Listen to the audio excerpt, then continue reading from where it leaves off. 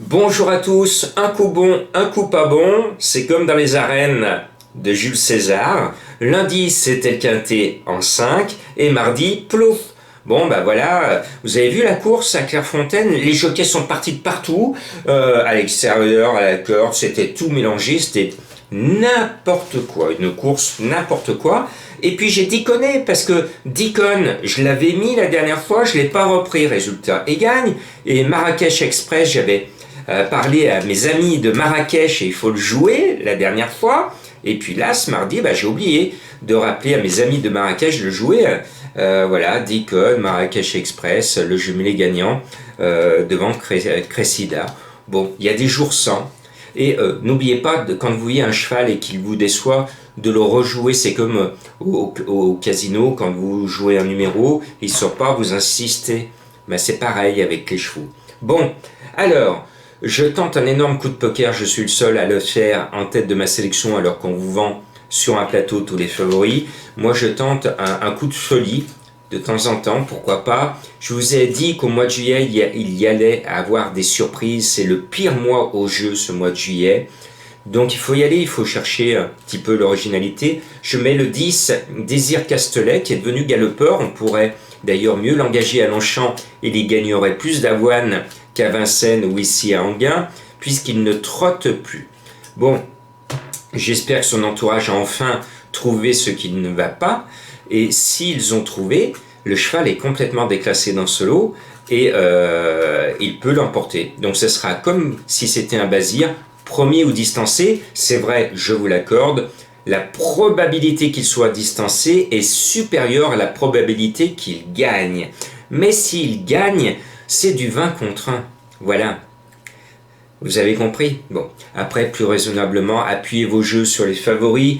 Sans blague, on va jouer Franck Nivard avec Canular, le numéro 1, c'est sa course, à lui d'en profiter. Et puis moi j'aime bien Django du Bocage, le numéro 6. Et puis on va mettre la grande favorite, alors c'est une mamie qui fait de la résistance, elle était moyenne dans les tiercés. Puis cette année, on ne sait pas, c'est la métamorphose de Kafka, je ne reconnais pas l'animal. Tant mieux pour Junior Gelpa, qui lui non plus ne reconnaît pas son Altea. Elle explosait un boom, tout d'un coup, elle se dit je suis une championne. Ah il était temps Altea, que tu te souviennes que tu pouvais être une championne. Elle vient de gagner à la rigolade sur un pied qui a décoiffé tout le monde sur le poteau. Altea, le numéro 3 de Piancourt, si elle répète cette valeur, elle va gagner forcément. Mais moi j'ai un petit doute quand même, parce que je me souviens de l'ancienne Altea, qui était très moyenne dans nos quintets. Voilà, à vous de voir. Moi, je la place un petit peu bas. Je cherche la complication aujourd'hui. C'est comme ça. Et puis, mon coup de cœur, c'est un cheval d'été. Je l'aime bien. Il a été préparé. C'est le 7, Aaron the Baron.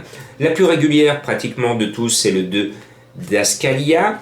Je rachète le 5, Class Action, sur une ancienne valeur, sur courte distance. Le cheval a une très bonne chance.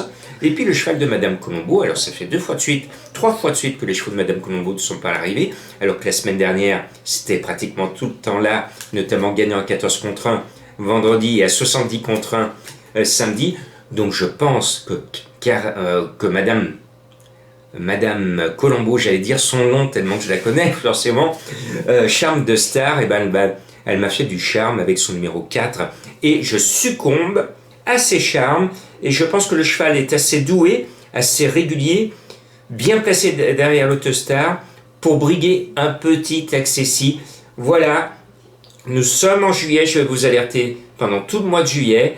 On va peut-être vers de grosses surprises, donc indice de confiance 4 sur 5 et attendez le poteau pour sauter de joie.